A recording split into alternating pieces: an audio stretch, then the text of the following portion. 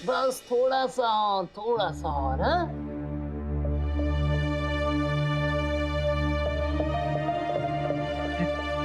छोटे हुकुम आप? काकू, आप ठीक हैं?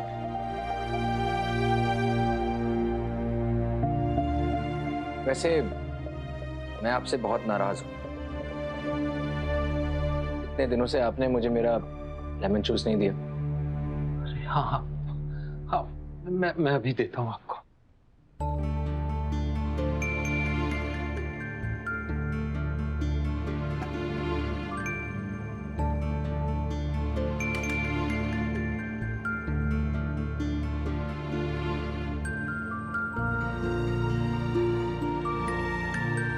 Thank you.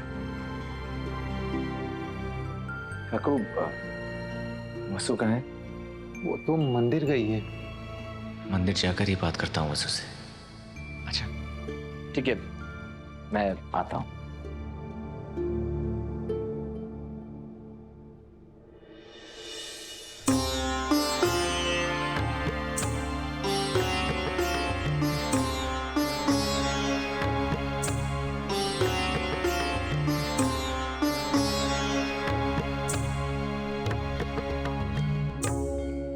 हे माता माई,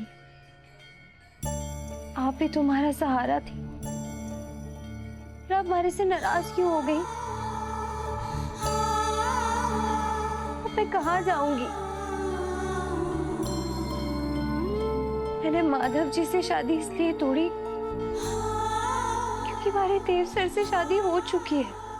माधव जी जैसे नेक इंसान को मैं धोखा नहीं दे सकती थी, लेकिन इसका भुगतान अरे बाबू साहब अपनी जान देकर करना चाहते थे। माता माई, अब मैं अपने बाबू साहब की परेशानी का और कारण नहीं बन सकती, लेकिन ये बात भी सच है कि हमारी जिंदगी में और हमारे मन में देव सर की जगह और कोई ना ले सके।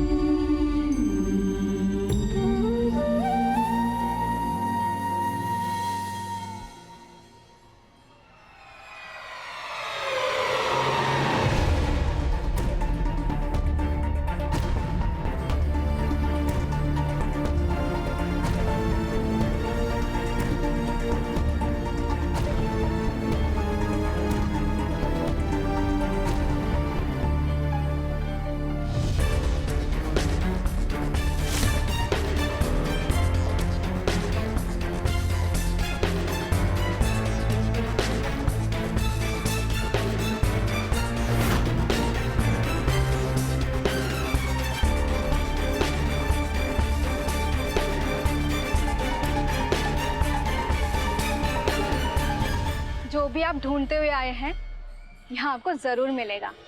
माँ के दरबार में सबको सब कुछ मिलता है। ये फूल की टोकरी दे दीजिए। धन्यवाद सर। अब देखिए, मैंने देवी माँ से मांगा था कि मेरी फूलों की टोकरी कोई खरीद ले, और उन्होंने सुन ली। मैया रानी आपकी भी जरूर सुनेंगी।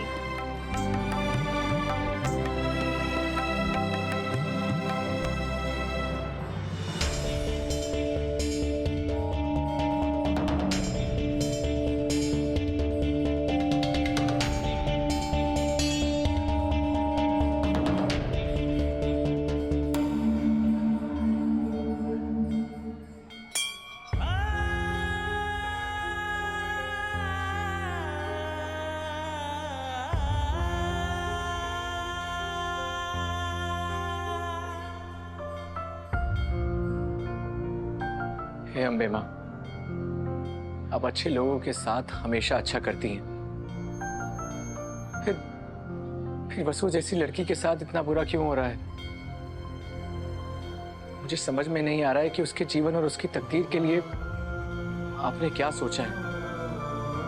वसु की लाइफ आसान नहीं रही है। ये शादी उसके जीवन में एक नई सुबह लेकर आती। लेकिन वो भी टूट गई। उसके साथ साथ उसके बाबू साहब, उसके भाई, सबको इतना दुख क्यों झेलना पड़ रहा है? आखिर आपके मन में क्या है?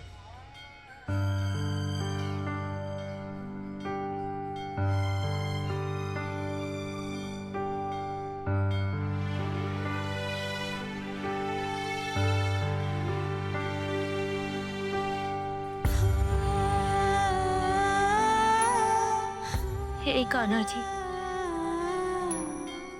बस आपको पता है कि आपके मन में क्या है। मैं बस इतना चाहूं कि हमारी वजह से हमारे अपनों ने कोई तकलीफ ना हो। आज मैं आपके सामने अपनी जिंदगी का सबसे बड़ा और सबसे मुश्किल फैसला करने आई।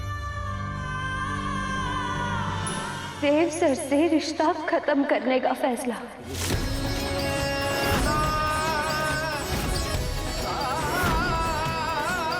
क्योंकि जिस रिश्ते ने सिर्फ मैं सच मानूं, उस रिश्ते की वजह से मैं अपनों की जिंदगी बर्बाद नहीं कर सकती। मुझे पता है आप किसी का जीवन बर्बाद नहीं होने देती। मुझे समझने की शक्ति दीजिए माँ। ये सब क्या हो रहा है, क्यों हो रहा है? मुझे अभी तक समझ नहीं आ रहा है कि माधव जैसा लड़का शादी बीच में छोड़कर कैसे भाग सकता है। मुझे आपसे जवाब चाहिए देवी माँ। मुझे वसु के हक का प्यार और मान सम्मान चाहिए। मुझे अपने लिए कुछ भी नहीं चाहिए। मुझे बस वसु की खुशी चाहिए। कान्हा जी, मैं अपनी खुशी के लिए इतनी भी स्वार्थी नहीं बन सकती। आपके आशीर्वाद से हर और देव सर का रिश्ता जुड़ा था, और आज आपके ही सामने शुभ मंगलसूत्र उतारकर अपने और देव सर के रिश्ते को हमेशा हमेशा के लिए खत्म कर दूंगी। आज इस एक तरफा रिश्ते का अंत होगा। जो भी हुआ उसका अंत अच्छा हो। वसु के जीवन से सारी मुश्किलें मिटा दीजिए।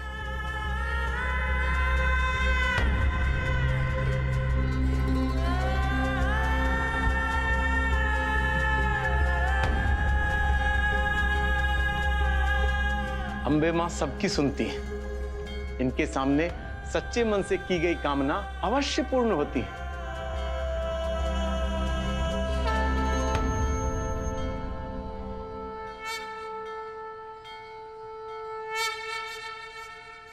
सबने हमारे से कहा था कि एक बार मंगलसूत्र पहन लिया तो मरते दम तक नहीं उतारना चाहिए। लेकिन मैं अकेली हूँ जो इस शादी में मानती हूँ। देव सर के लिए तो ये शादी सच ही ना है।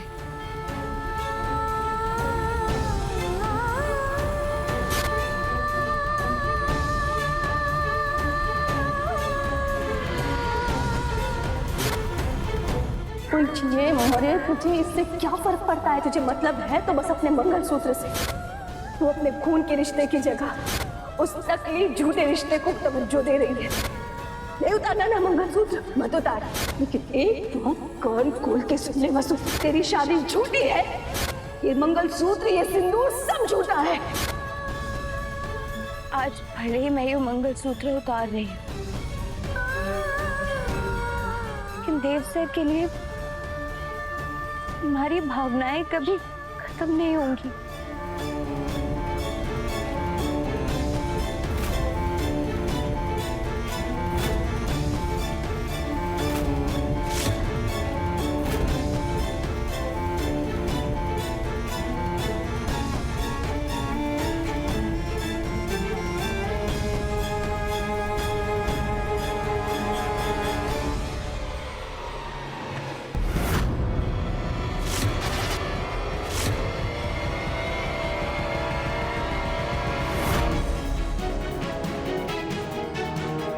देव सर, आप यहाँ? वसु, मैं तुमसे ही मिलने आया था। वसु, मैं तुमसे सीधे सीधे बात करूंगा। मुझे पता है कि तुम मुझसे कुछ छुपा रही हो, लेकिन मुझे ये भी पता है कि कोई ना कोई कारण जरूर होगा। जो भी है, मुझे सब जानना है।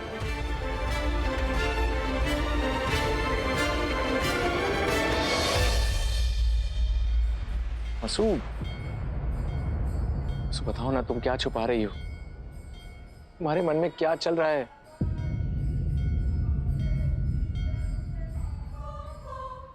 वसु, तुम मुझे अगर सब सच नहीं बताओगी तो मुझे सुकून नहीं मिलेगा।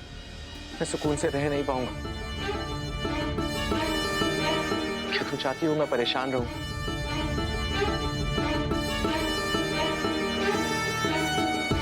वसु बताओ, तुम्हारे दिमाग में क्या चल रहा है? बताओ। देव सर, हरे को ऐसा लग रहा था जैसे हरी जिंदगी में कोई ग्रहण लग गया हो। मैं एक सपने में सच मान बैठी थी, लेकिन अब जब हरे को हमारी गलती का एहसास हो गया है, तो आप यूं समझिए कि इस ग्रहण के खत्म होने का वक्त आ गया है। मैं आज यहाँ अपनी गलती सुधारने आई हूँ। जो मैं करने आई हूँ वो सही है या गलत, हमारे को नहीं पता, लेकिन अब वही एक रास्ता है। बातों को गोल गोल मत घुमाओ, सीधी सीधे बताओ, कौन सा ग्रहण, कैसी गलती?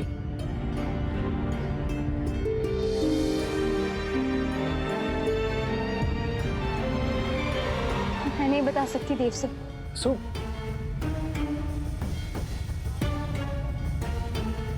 वसु,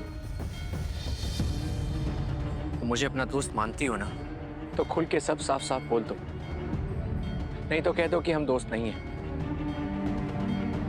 क्योंकि सच्चे दोस्त एक दूसरे से कभी भी कुछ नहीं छुपाते।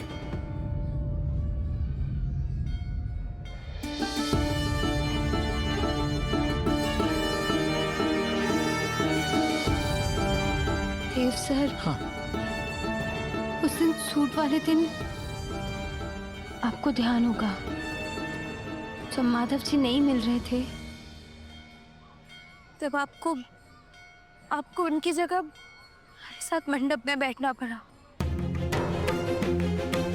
आपने हमारे से कहा था कि वो सब बस एक नाटक है, लेकिन रीति रिवाजों को, मंगलसूत्र को, फेरों को, सिंदूर को मैं नाटक नहीं मान पाई। क्या? मैंने उन्हें सच मान लिया।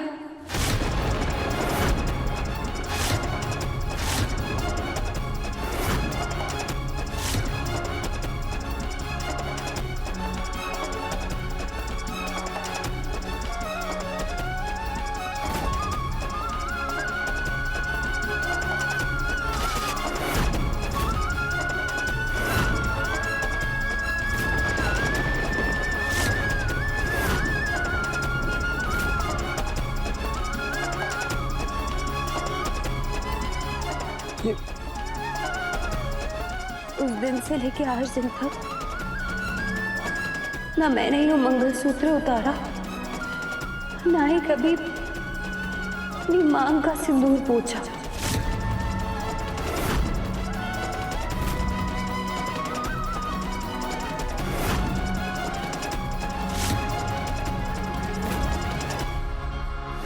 वसु, ये सब क्या मजाक है? तो मजाक नहीं है देव सर,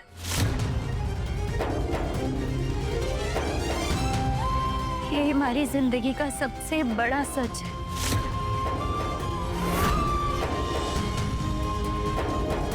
आपको अपना पति मान चुकी हूँ।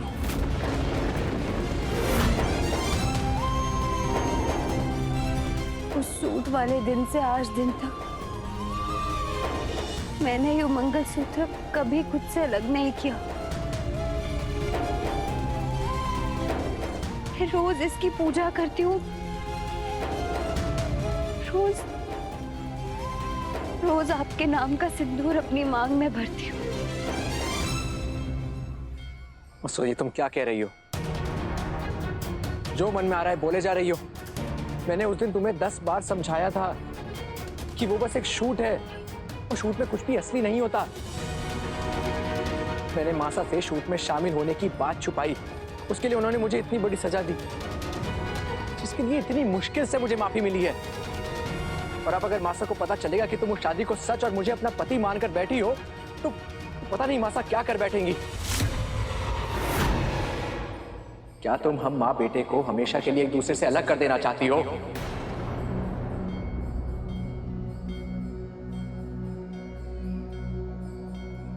वसु, मैंने तुम पर भरोसा किया, तुम्हें अपना सच्चा दोस्त माना, और तुमने उस भरोसे, उस दोस्ती का यह सिला दिया। वसु, मुझे तुमसे ये उम्मीद बिल्कुल भी नहीं थी।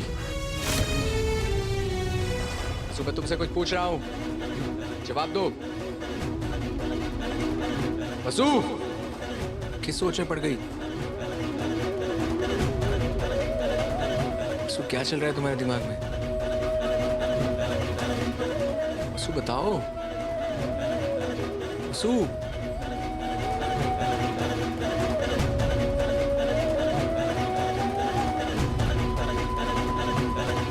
सर, हमारे मन में क्या चल रहा है ये तो मैं आपको नहीं बता सकती, लेकिन आज मैं यहाँ पूरे निश्चय के साथ कुछ करने आई हूँ। बस मेरे को यूं समझ ना आ रहा कि जो मैं करने आई हूँ वो सही है या गलत।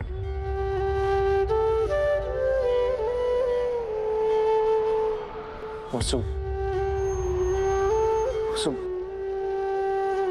तुम्हारे मन के अंदर का तूफान तुम्हारी आंखों में साफ दिखाई दे रहा है, पर मेरा दिल कह रहा है जो भी करने आई हो प्लीज अभी मत करो। तुम मुझे बताओ तो तुम्हारे मन में क्या चल रहा है? तुम्हारी शादी की जिम्मेदारी मासा ने ली थी, और उनकी जिम्मेदारी मतलब मेरी जिम्मेदारी, और मैं अपनी जिम्मेदारी हर हाल में निभाऊंगा। मैं ढूंढूंगा ऐसा लड़का जो तुम्हारे लायक हो, जो तुम्हें प्यार, सम्मान, मान दे सके। लेकिन प्लीज प्लीज तुम शादी के रिश्ते के लिए अपने दिल के रास्ते मत करो, प्लीज।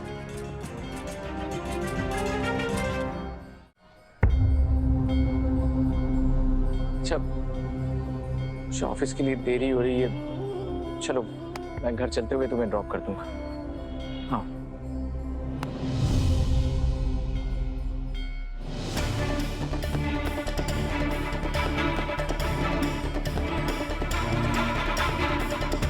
आप जाइए, मैं आती हूँ। ठीक है।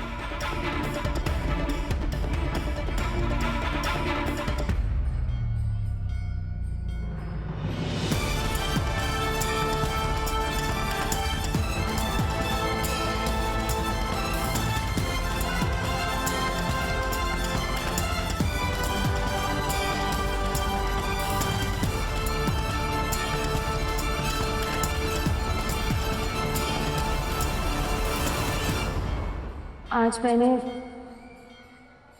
इस बंधन से अलग होने का फैसला कर लिया है। शायद यही सही है सबके लिए।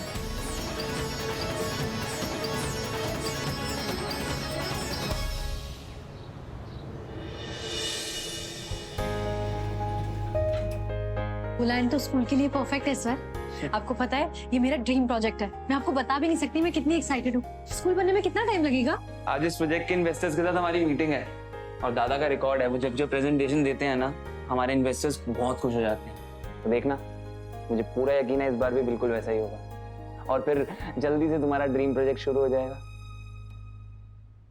लेकिन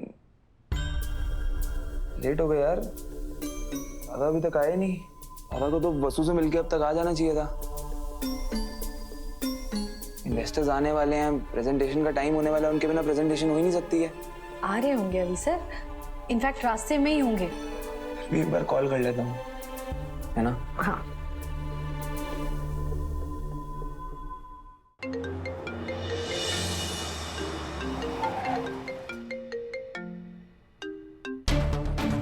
हाँ भाई बोल। हाँ कहाँ हूँ दादा? यहाँ प्रेजेंटेशन स्टार्ट होने वाला है। आपको पता है ना, आपके बिना प्रेजेंटेशन हो नहीं सकती है। मैं मंदिर से निकल चुका हूँ अभी मैं वसु से मिला, वो ठीक नहीं है, बहुत परेशान लग रही थी। आज पहली बार वसु हारी हुई लग रही थी। मैंने उसे इतने दर्द और दुख में आज से पहले कभी नहीं देखा। ऐसा लग रहा था जैसे वो अंदर से टूट गई है और ये सब उस माधव की वजह से हुआ है। तेज सर ने कितनी आसानी से कह दिया कि जो भी करने आई हूँ मत करो, कि मैं उन्हें कैसे बताऊं कि सावित्री बुआ से तुम्हारे मन की सारी बातें पता है, पर सब कुछ जानने के बाद भी उन्हें लगता है कि महारा और आपका रिश्ता सिर्फ हमारी जिद और हमारा स्वार्थ है। सुनो बेटा, एक लड़का आया था यहाँ प्रार्थना करने, लेकिन बिना प्रसाद लिए ही चला गया। तुमने उसे देखा है क्या? उसने जो चढ़ावा दिया था देवी माँ को चढ़ाने, मैंने वो चढ़ा दिया, लेकिन उसके संकेत अच्छे नहीं मिले। आज का दिन उस लड़के के लिए शुभ नहीं है, उसकी जान को खतरा है।